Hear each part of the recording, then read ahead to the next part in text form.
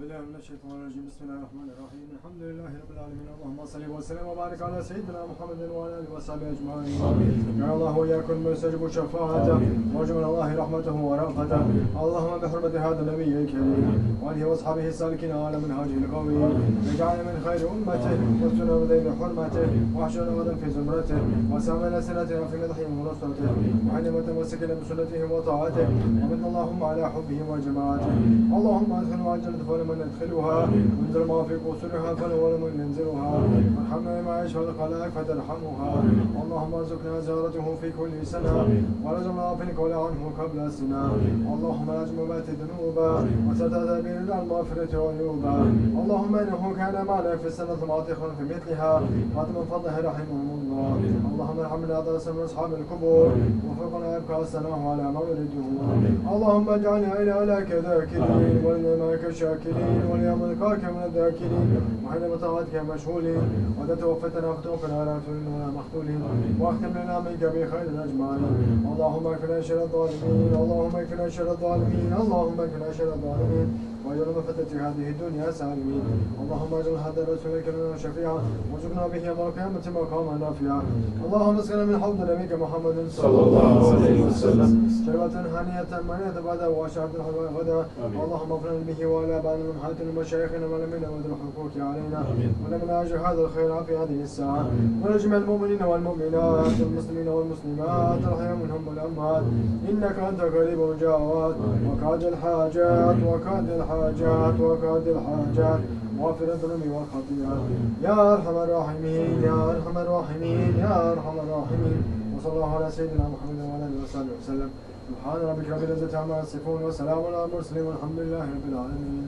Bismillahirrahmanirrahim. Ya Rabbi, all praises are due to you, and may your peace and blessings be on the Holy Prophet ﷺ and his family and his companions.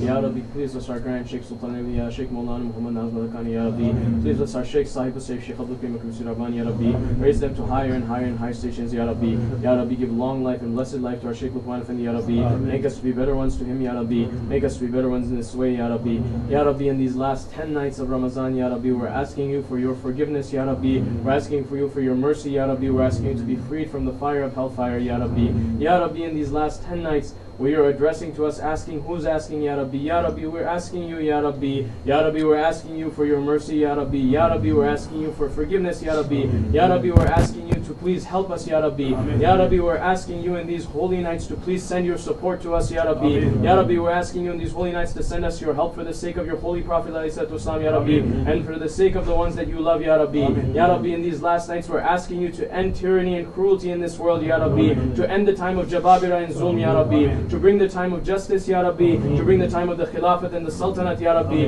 to bring the time of Mahdi al-Islam, Ya Rabbi. Ya Rabbi, don't let us to leave this month mahroom from your mercy, Ya Rabbi. Make us to enter into the Eid having been forgiven and clean, Ya Rabbi. Keep our Jamaat strong, Ya Rabbi. Keep us helping to each other, Ya Rabbi, for the sake of this holy night, Ya Rabbi, for the sake of our Shaykh, Ya Rabbi. Bismillahirrahmanirrahim. Ya Rabbi, Peygamber Efendimiz Aleyhisselatü Vesselam Hazretleri'nin yüzü su hürmetine Ya Rabbi. Mübarek gecelerin günlerin hürmetine Ya Rabbi. Ümmetin aynı Ramazan-ı Şerif'in hürmetine Ya Rabbi. Büyük şeyhimizin ve şeyhimizin ahirdeki makamlarını, güçlerini, kuvvetini, heybetlerini, şanlarını, şereflerini arttır Ya Rabbi. Onların yüzü su hürmetine, sevdiklerinin yüzü su hürmetine Ya Rabbi. Hazreti Ali radıyallahu anh Efendimizin yüzü su hürmetine Ya Rabbi. Şeyhimiz Lokman Efendi'nin gücünü, kuvvetini, heybetini, şanını, şerefini arttır Ya Rabbi. Yolumuzun, şeyhimizin emanetini, şanını, şerefini arttır Ya Rabbi. Seni sevdiğin kullarını Ya Rabbi, bizleri, cemaatimizi, iman ehli kullarını, garip, fakir, mazlum kullarını emniye, man dairende tut Ya Rabbi. Büyüden, kötü gözden, nazardan, kazadan, beladan, hastalıktan, hükümet devlet şerrinden, şeytanın şerrinden Ya Rabbi, şeytan açım insanların şerrinden, deccalın şerrinden sana sığındık Ya Rabbi. Bizleri emniye, man dairende tut Ya Rabbi. Bizleri hakkı hak, batılı batıl olarak göster Ya Rabbi. Vaktin sahibini gönder Ya Rabbi. Küfrün tez vakitte yıkılmasını, hakkın tez vakitte zahir olmasını nasime meseleyle Ya Rabbi. O günleri görmeyi bizlere nasime meseleyle Ya Rabbi. Ya Rabbi, sen affı seversin, affedicisin. Sana döndük, sana sığındık Ya Rabbi. Şeyhimizin yüzü su hürmetine bizleri affet, bağışla Ya Rabbi. Affet, bağışla Ya Rabbi. Affet, bağışla Ya Rabbi. Şükür kapısından ayırma Ya Rabbi. Şeyhimizin bizlere bırakmış olduğu emanetin kıymetini bilmeyi nasime meseleyle Ya Rabbi. Şan ile, şeref ile samimi bir şekilde taşıyan Abdullah kullarından olmayı bizlere nasime meseleyle Ya Rabbi. Bizleri affet, bağışla Ya Rabbi. Bizlere merhamet et Ya Rabbi. Cehennem azabından koru Ya Rabbi. Ümmeti Muhammed'i gafletten uyandır, vaktin sahibi için hazır eyle Ya Rabbi. Estağfurullah, estağfurullah, estağfurullah. Lazım ellezî la ilahe illa huvel hayyul kayyum. Tevbeten abdûsün şerre Allah'ın rabbi la ilahe illa ente. Ya Vahhab ya Vahhab ya Vahhab ya Musabbi vel asbab min fadlik. Ya Allah. اللهم صل على سيدنا اللهم صل على محمد يا رحمن الرحيم فاعف عنا يا رب آمين لا شرف المصطفى الفاتحة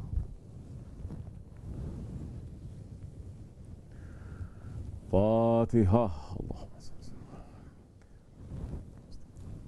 آمين السلام عليكم Allah kabul etsin.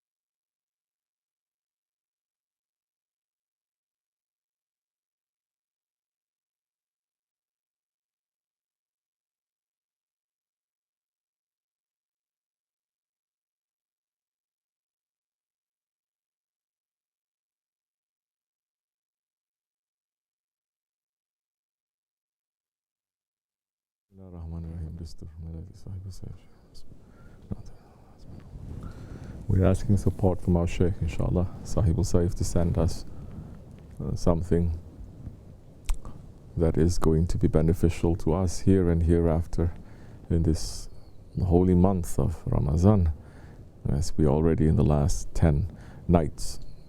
These are the 10 nights where Laylatul Qadr is hidden.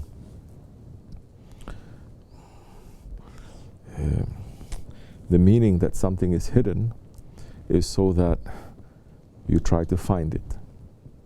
It doesn't mean that something is hidden and you don't find it. Something is hidden, it is away from your open vision. But if you have different kind of vision, you will see it.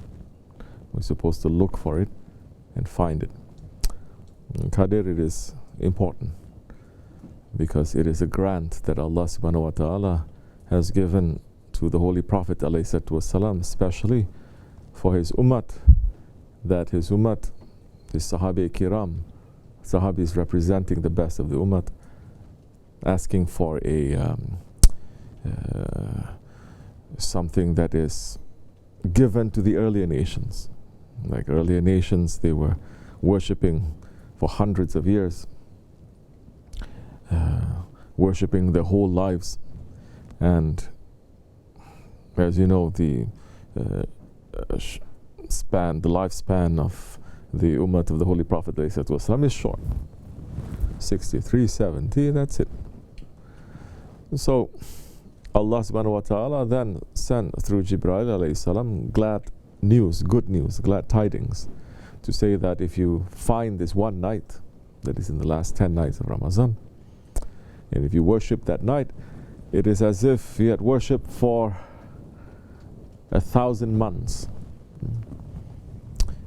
And calculating 1,000 months, it is, what, 80 something years? So it is in that one night of 1 year, if you catch that night, the night of power, it is that night that Allah subhanahu wa ta'ala has revealed the Quran. But what is so special then? Quran is revealed one time, first time on that night. There must be something else that is happening every year since that time of 1,400 and something years, that on that night Allah is saying, we have revealed the Quran on that night. So it must be that the revelation of the Allah's wishes and Allah's command and the blessings, it is repeated from that time up till Judgment Day for the sake of the Holy Prophet ﷺ. And it is up to the ummah now to try to find it and to hold it secure and to hold it very to hold it as it is something that is very precious and not to let it go. Last 10 nights of Ramadan, it has become in so many cultures that, who is that in the kitchen? Stop that, it's not necessary, sit down. The sohbat is going on. You don't know how to do it in silence like ninja, don't do it at all. So many cultures, Muslim cultures, they have lost that desire to try to find the Laylatul Qadr. It has become just running after eating and drinking and enjoying yourselves again. There is that part in every celebration in Islam. But when you take that part of enjoyment, more than the part where you are using that holy time to come closer to your Lord Allah subhanahu wa ta'ala and your Holy Prophet ﷺ, then you lose the benefit of those holy times as well. You will get the enjoyment, but the enjoyment is only of this dunya. To search for that, for the Laylatul Qadr, to search for the night and to the time that Allah subhanahu wa ta'ala is revealing His wishes is revealing His remembrance. This was something that was taken very seriously in the past. And people were running to shut down everything and to stay in the masjids and to start worshipping. Who is running after the dunya like this, like that, cooking, cleaning? The women's they are. That is their job. Now men's, women's, young and old running after that, circling around the streets of Ramadan, not so much worshipping or trying to find their Lord or trying to find the night, but trying to find more enjoyment, and some running after the enjoyment of their nafs in this month of Ramadan.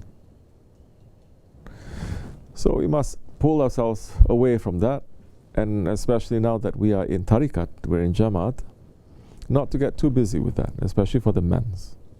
Pull yourself away from this world and put yourself into that state of iktikaf. To say, I am making intention, tell them to be quiet a little bit. Intention to be just worshipping for Allah subhanahu wa ta'ala is important for us. Now, what has become the 21st century Muslims now? In holy days and nights, they have become worse than Shaitan. They have become worse than Firaun. They have become worse than Nimrod. When you are not running after your Lord, you're only running after your ego. And Allah subhanahu wa ta'ala is warning over and over again, for those of you who reject our signs, for those of you who become disobedient and become rebellious, then you are only going to pull yourselves the anger of Allah, and your azab, your end, your punishment is going to be very serious and very difficult for you. And even if the guidance is going to come to you, you're going to reject the guidance. But Allah guides whom He wishes. And who does He wish to guide? Those servants that He says that they are patient, those servants that are consistent in their worship and their good works, those servants who are giving zakat, giving sadaqah, those servants who are watching the rights of other people. For them, Allah is saying, I choose them. These are my servants. They may not look like much to you. And this has always been the criticism of those ones who are not following the prophets. They say those ones who are following this one who's saying that he's coming from his Lord. Who are they? They're the rejects of society. They're like rusty nails. They are no good. Why do we have to run after them? This is a sign of a prophet. This is a sign of a righteous one. And this was one of the questions that Heraclius asked Abu Sufyan. When Abu Sufyan, radiallahu an, before he became a Sahabi, but Abu Sufyan, radiallahu an, he always speaks the truth. And when he sees what is true, he takes it. And when he was in the court of Heraclius, and he was asking him, the king was asking him some questions about that one who has proclaimed himself to be a prophet in the deserts, in the Akhir Zaman, that is according to the secret teachings of the church, secret teachings of the Bani Israel. One of the questions he asked was, who are his followers? Are they rich people, important people, powerful people? He says, no. They are orphans, widows, poor people. He says, yes, as the followers of the prophets, they always are, especially in the beginning. And this is something that Firaun and Nimrod could not understand. They say, if your Lord is so great, if you are saying that you are so great and He can work all these miracles, where are your followers that are great as well? I had a question. Our brother is asking. Allah subhanahu wa ta'ala in the Quran al-Karim, when He spoke to Musa alayhi salam, And he said to Musa alayhi salam, he's saying, go and speak to Firaun, and go to speak to him gently.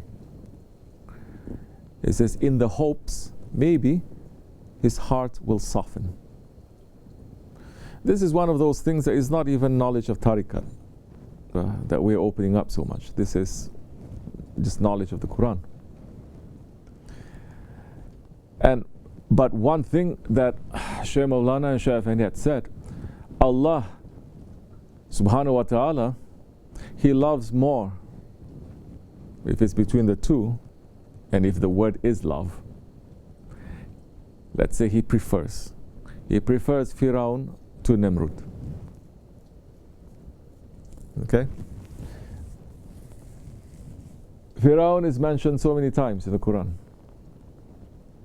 Firaun is mentioned. It's called Firaun. For Nimrud, Allah subhanahu wa ta'ala does not even mention his name or his title. He says, that one. That one did this. That one. You understand? It's so, how you say, detestable that Allah doesn't even honor him with a name or with a title. And one of the reasons was, as Shaykh Effendi had said, was that because Firaun, he took care of his people. Firaun took care of his people. He was Firaun to who? To the Bani Israel. But he took care of his people and he loved his people. And his mistake was, he wants all his people to love him to an excess that they want to worship him. He says, I'm your highest Lord.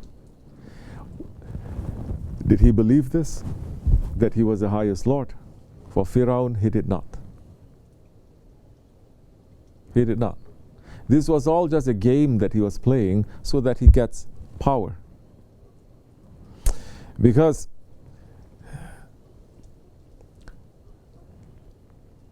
Allah subhanahu wa ta'ala had said, that one in the end, he is going to give the shahadat. But we're not going to accept that shahadat from him. And this is something that had happened. In his last times, in his last seconds, when the water was covering him and he was chasing after Hazrat Musa alayhi salam. And he wanted to say the shahadat, to say that I believe in Musa and the Lord of Musa. And Jibreel alayhi salam fell from the sky so fast. He raised down, he flew down, and it took a mud and he stopped his mouth. He says, no, don't you say. Because once a person says the shahadat one time, all his sins is going to be forgiven. He says, you're not going to get away so easy. And Allah is saying, we mean to make you to become an example to all of eternity until Judgment Day. Musa alayhi salam, Allah subhanahu wa ta'ala sent him to speak to Firaun.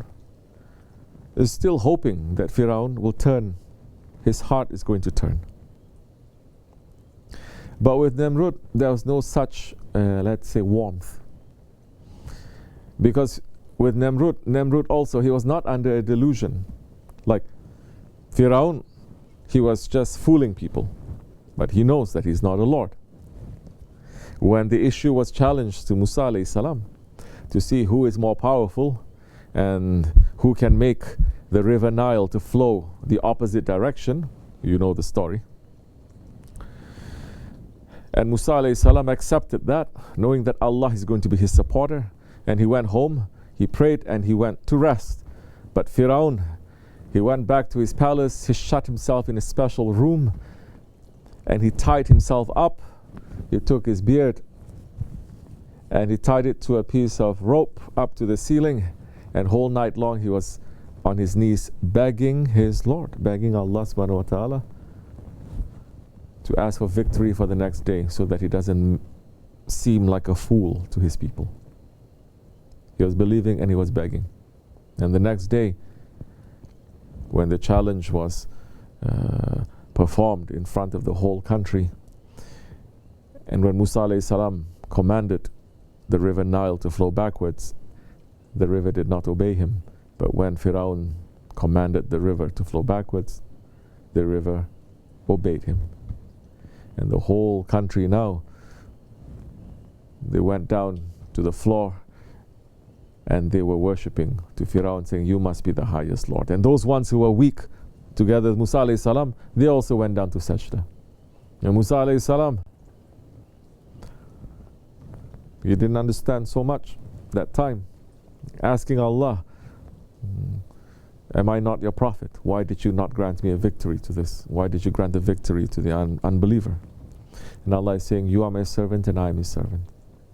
You are my servant and he is his servant. And I am your Lord. And what did you do when you asked me? And what did he do? He spent the whole night begging me. Allah's justice you can never take for granted. And as Allah says, I guide whomever I will. I will do whatever that I want. This puts the believer to be in a situation where he must be between hope and fear. Never to be saying 100%, 100%, 100,000%, I'm right and I'm always going to be right and victory is always going to be granted to me. There's never been the situation with any of the prophets, especially with the Holy Prophet ﷺ. But Namrud, he was not trying to fool people. He really believed himself that he was Lord. He was completely fooling himself. And at first he's saying to Ibrahim alayhi salam, let your Lord to be ruling the skies, I rule this in this world. Don't let him to interfere. There used to be like that, 21st century mankind, saying, this is life is separate from religion. Let us live our life, it is not religion. Don't pull God into this, they're saying. But 21st century mankind has become worse than Firaun. They become Namrud. Because Namrud, after a while, he got greedy too. And he said, I want to rule the skies too, not just the earth. And he, with his technology too, that Allah opened up for us to know that from that time until today too. One technology is to throw things from one distance to another distance into a fire. He also made the first big fire that is happening. And the other technology is to be able now to fight against the gravity. So he invented that technology now. He says, now I must kill the Lord in the sky, the Lord of Ibrahim, because I want to rule the sky. And he went up and he shot an arrow. Allah is saying, this is the lutuf of Allah again. Allah did not want to disappoint him. But also, Allah does not want to, what? To guide him. And one fish sacrificed itself, and it was brought up there and it was shot, and the blood came out. When the blood came, Namrud was saying, this is proof I killed his Lord. And what is his end? One, the end of Firaun, that was so stubborn, so arrogant. Stubbornness meaning that he knows what is right, but he's just pushing as much as he can, you know.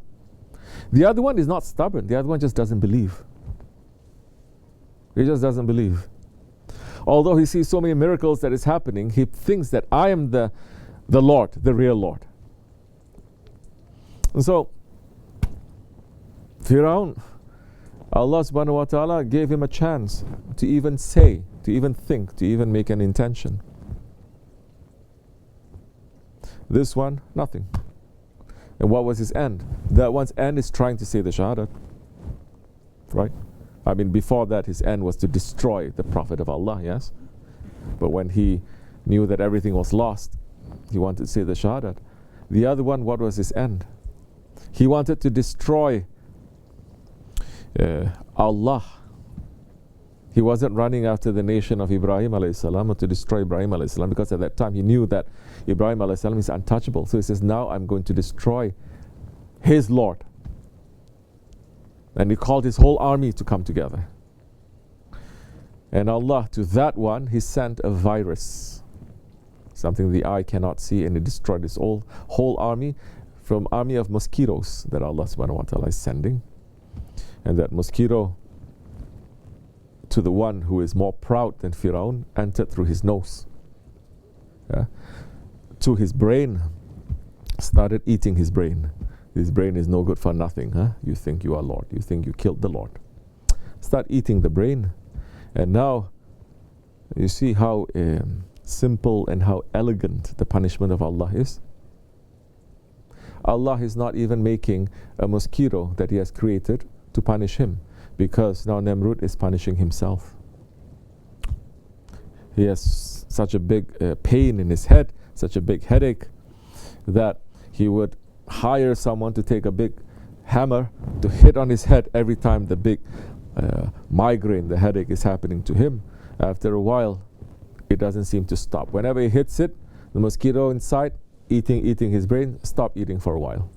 So he has some peace for a few seconds, then starts eating again, and his pain starts happening again over and over, until it became so unbearable that he got really upset with the one who was pounding on his head. He threw him out, he took the hammer himself, and he hit his own head. And it split open, and that mosquito came out, and it was the size of a bird. It started flying out.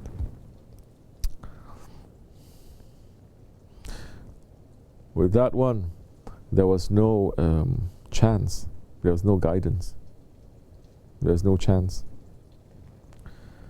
21st century people have to be very careful. Allah, Allah. We come to the time now. Huh? We have to look at the lesser of the two evils. These are two evil, Nemrut and Firaun, but the lesser of them is Firaun. People today become worse than Firaun, they become Nemruts. In this month, in these last 10 nights, we're asking Allah for what? Huh? Freedom from the fire. In the old days, people really believed they committed wrong things. They really believed that. And they were crying to their Lord. They really believe that they have a fire that is inside, and that fire that is inside is not going to get away unless they put it out with the tears. So they would spend nights not just going up and down, but begging their Lord, asking their Lord. Because they really believe that they have done something wrong. They've done everything wrong. That even if they're doing everything that is correctly, they say to even claim I'm doing something that is wrong. Who do we have as an example? The Khalifa. There, he's there. Sultan Abdulaziz Khan. That his tradition, the tradition of the Ottoman Sultans, that carried all the way from the beginning. When it's something that is very heavy, they don't make dua to Allah subhanahu wa ta'ala. They write a personal letter to the Holy Prophet ﷺ, and they sent it to his Rawza Sharif.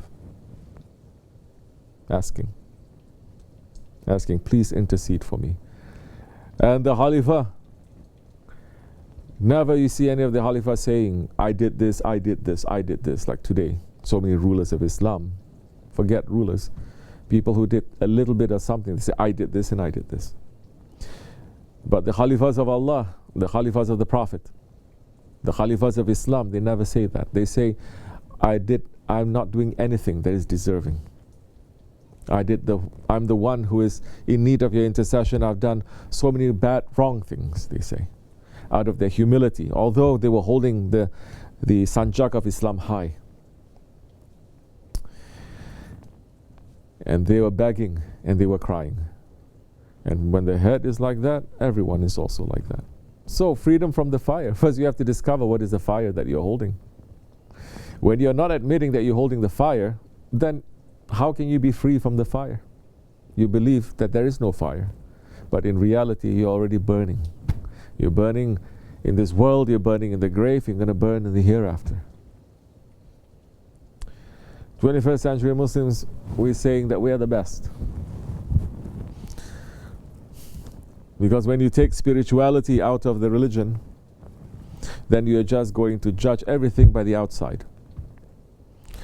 You're not going to look inside internally, to really look at your intentions, to really look at these different characteristics of your ego that burns everything. If you have a drop of arrogance, that drop of arrogance, if you still just have that drop, it is haram for you to enter into a paradise. Now, maybe people say we enter into tariqat to find out about this. Now, say if you enter into tariqat that deals with this, and you have a sheikh that is teaching you all this, very good, mashallah to you. You're getting something that billions they don't have.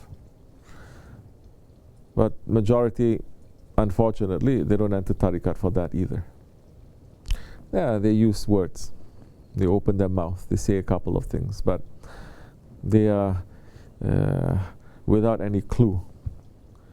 More and more we are seeing why Shaykh Effendi, when Shaykh Effendi was speaking about major 20th, 21st century, Ahir Zaman, since the fall of the Khilafat, major scholars and major, let's say, leaders, that the whole world is running after them and saying that this one is Shaykhul Islam, this one is Sayyid, this one is this is that. And we sit with this Ahlul Haq, with Sahibul Saif, and he's saying, be careful from that one. Be careful from this one. I said, this one also? Yes, be careful. How about this one? This one also? I thought he sing nice. This one, be careful, be careful. And slowly things start opening up, and we say, how can this be? They said that? How can they say that? This one believed in something like that? This one is what? This one is a big sheikh, yes, and he's defending Sayyid Qutb? Huh, very weird. So now, when you start seeing with the eyes of those who see with the nur of Allah, you start understanding the darkness and the smoke that is around you. Because otherwise, no matter how much worship, no matter how much good you do, if you have a drop of tolerance and love for those ones who are Ahli Nar, that fire is going to reach to you too. So we're asking Allah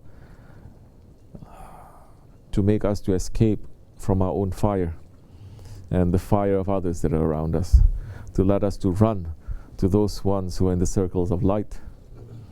And we're asking Allah for their sake to forgive us and make us to be in the straight way, make us to run away from tyranny and evil. And we're asking Allah to bring down the tyrants and the evil ones, inshallah, to bring back His servants, to bring the justice and the mercy of Allah back into this world again. For the sake of Ramadan, for the sake of our Shaykh, Al-Fatiha.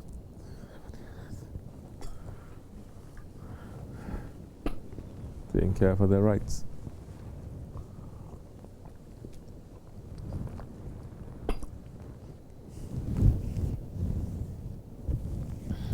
Okay, afiyat olsun.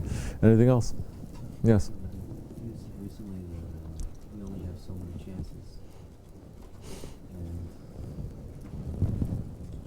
so like even here when we were down, we had so many chances, and then he finally did try to say something, and that was it. No, no. It's not as if he finally said something and that was it. He knew the chances finished, and as a last result, said, okay, I give up. Yeah, you're right. That's completely different. Allah doesn't entrap people. Huh? It's completely Christian understanding. Why Allah prefer Abel to Cain? No idea. No idea. He just prefer one. Why Allah prefer this nation? No idea. He just prefer one over the other. Prefer the firstborn to the second. I prefer this. It's not arbitrary. You understand? Allah always says we send them warning, we send them clear signs. Clear signs, messengers with clear signs, warning, and then the punishment. So nobody can say I didn't know. So with Firaun, it wasn't like he missed his chance. It wasn't like he didn't know. When he finished everything, then he says there's nothing left. Then he started to say, it is not the same. It's not the same. Allah is saying it's not the same. Those who are living their lives of evil and those who are living their life of good, they're not the same category. You understand? So, chances are given to you. Yes, over and over again, chances are given to you. When you start rejecting it, clearly you're rejecting it, then, like they say in English, what? You got to lie on the bed that you make. No? You may be forgiven, but you did that. Shavani said, okay, you take this knife and you put it in your eye. You blind yourself. You say, Astaghfirullah. Allah may forgive you, but you're still blind. And you have to live with that for some time. So what is your question? Just wondering if there are limited amount of chances. Are we going to know when our last chance is? A believer doesn't wait till the last chance. An unbeliever or a hypocrite always says, there's always another chance, don't worry about it. They continue in rebellion, and then when everything is finished, they say, give us a chance. And Allah says so many times in the Quran, if we gave you so many chances, if we give you another chance, give us a chance, we'll come back to the world, we'll come back to life, and we'll be the best ones. Allah says, even if we bring them back to life 1,000 times, you'll still be making the same mistakes, the same rebelliousness, the same stubbornness. So now it has to deal with stubbornness, blindness. When a man who doesn't see, then, and he's so blind not to see, you can't make him to see, unless he himself opens himself and understands. Because people are stubborn. They say, I didn't know. Especially in tariqat now. This is one of the things. For a person who's like really like sinking himself into a hole,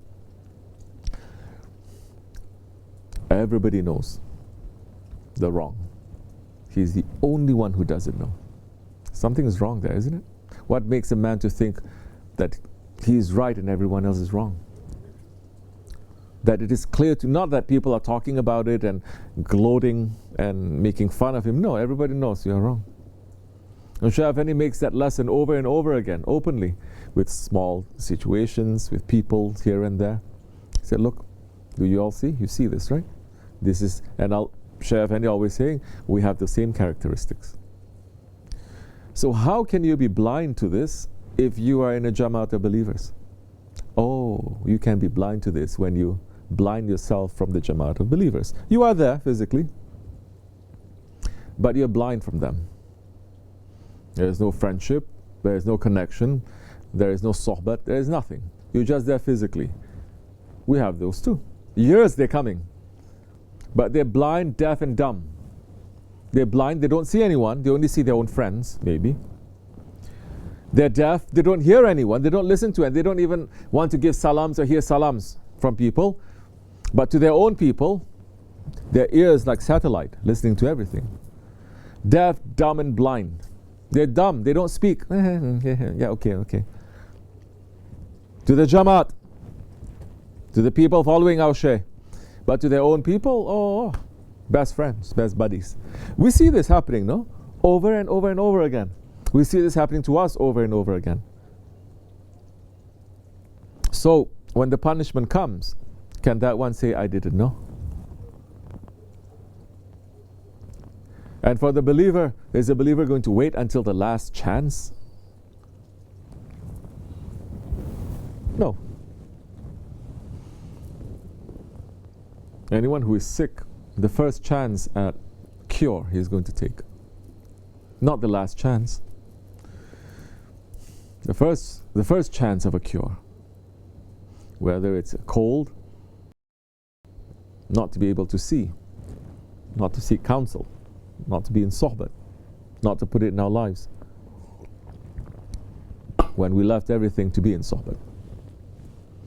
This is another disease when you are in the way. They say, no, you know what? I've taken my bayat. I just want tariqat light. You know, just once a week if I can come, put on the turban once a week, and then beyond that I just want to live my life selfishly as I like. Then why are you taking hand? We understand that sometimes you can get really tough and everything, but you pass through certain stages and you understand why this is.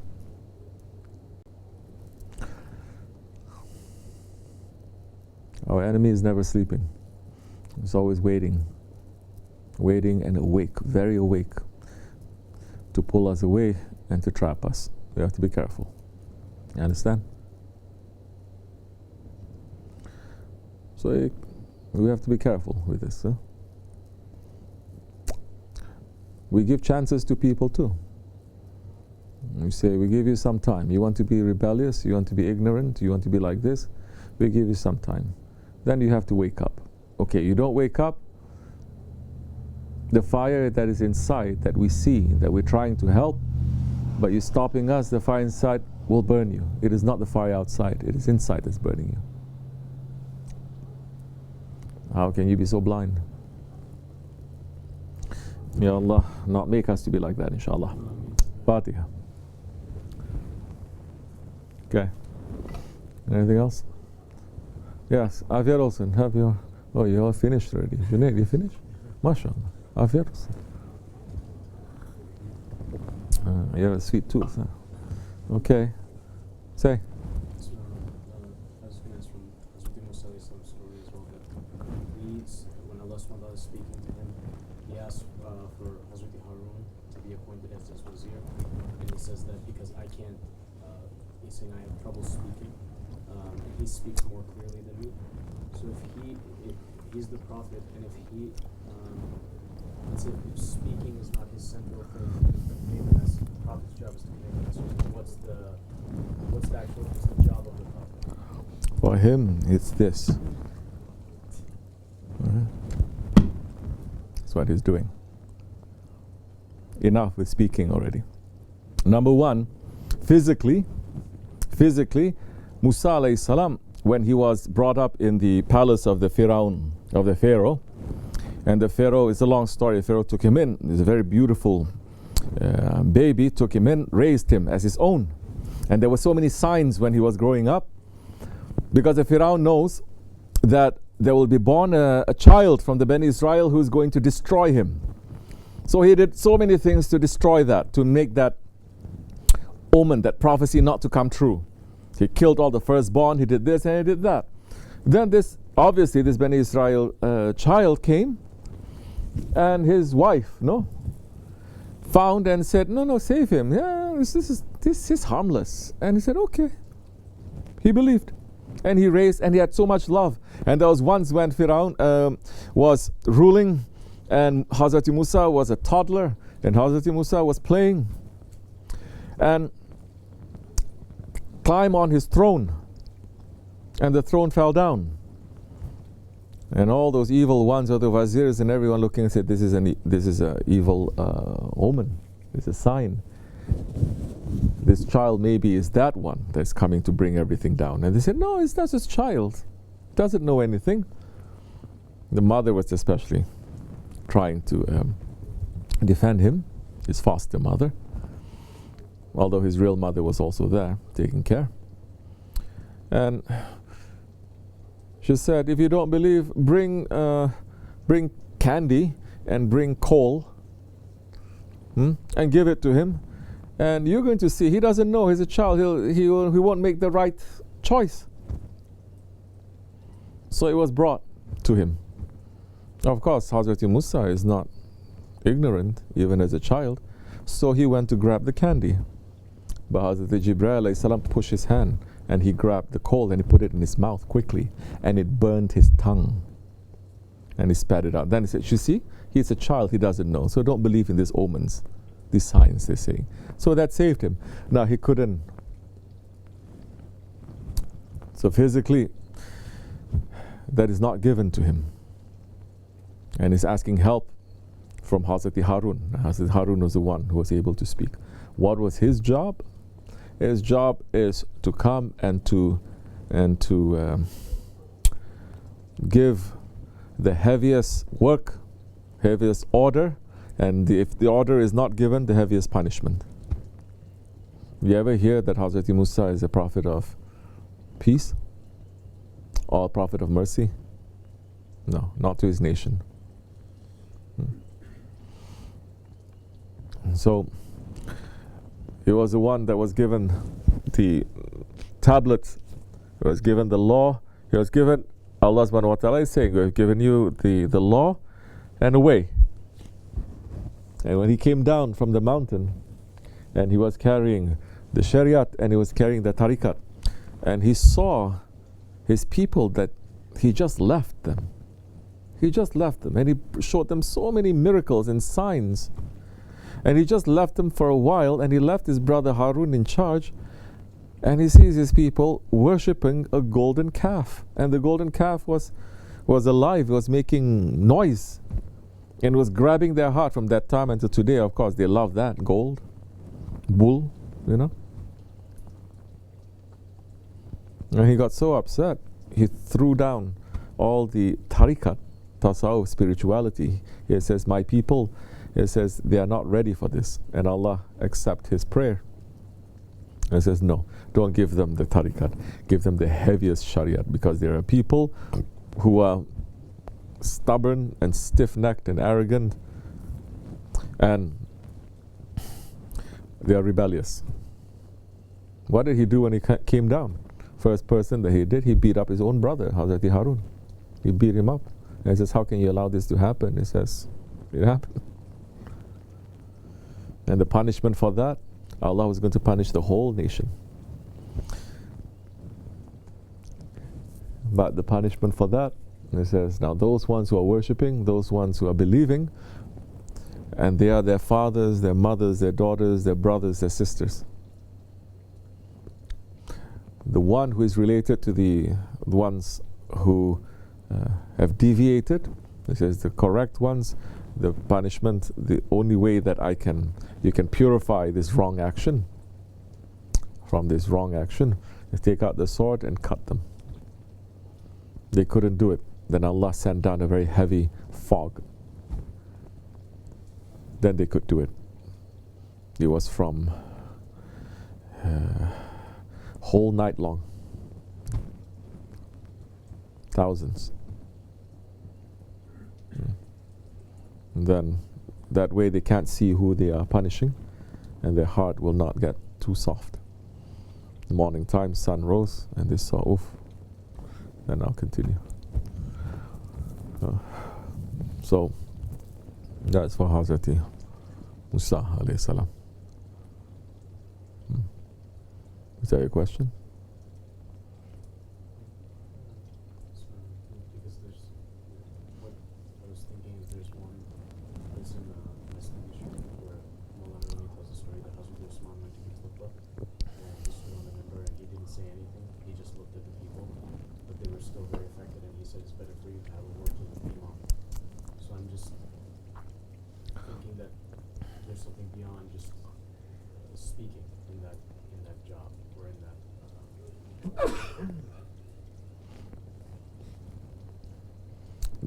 You're thinking what?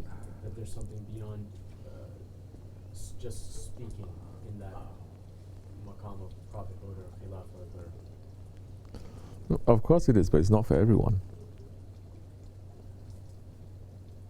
Of course there is. But you must start somewhere. If you are speaking and no one is listening, then you cannot just jump to not speaking. Nowadays, Shaykh Effendi say one thing and they listen to another. Shaykh Effendi says one thing, making everyone, what in that level is called mutawatir, for instance. Majority are there, they listen, they agree. Then you still have some weird ones here, and they say, no, he's not saying that. What are you going to say to these ones? Nothing. Not our job. You understand? So clearly it's saying, and people are clearly deviating. That is the best one, that they are saying something. The worst ones are completely taking that and committing evil with that. The best ones are the ones who just make deviation, they don't commit evil. They say opposite. But the worst ones are when they use that to commit the evil and to take away the rights of others. So, we're very far away from that level where, just heart to heart. I mean, People are not even using their mouths properly. They don't know. They're not using their ears properly, not using their eyes, everything properly. Everything is corrupt. Then how are we going to? Inshallah, when it's necessary, inshallah. Okay? This much is enough. You are getting restless. You say, when is he going to stop? I have to pray Taraweeh now. We're going to pray Taraweeh. I'm going to wait until. Okay. Fatiha.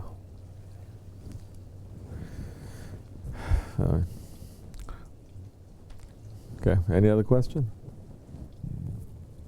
Yes, Fikri? You have a question? You sure?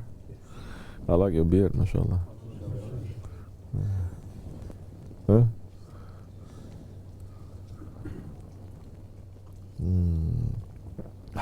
Yes, Hassan, you saying something? Sometimes you look like a person who is in disguise.